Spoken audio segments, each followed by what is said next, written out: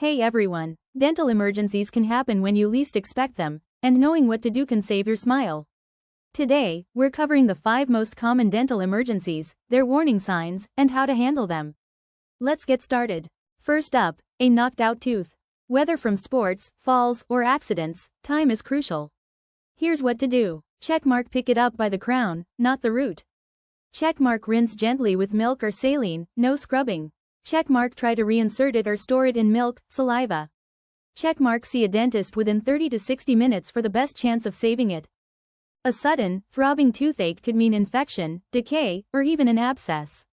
Do not ignore it. Revolving light, signs of emergency. Swelling in gums, face. Fever or bad taste in mouth.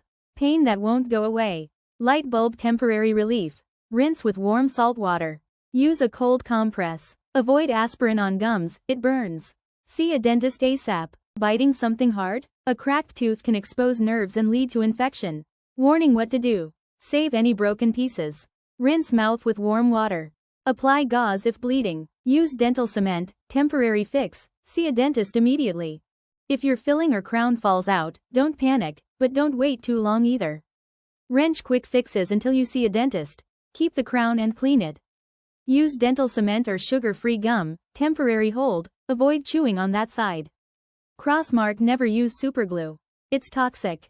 A pimple-like bump on your gums? That could be an abscess, a serious infection.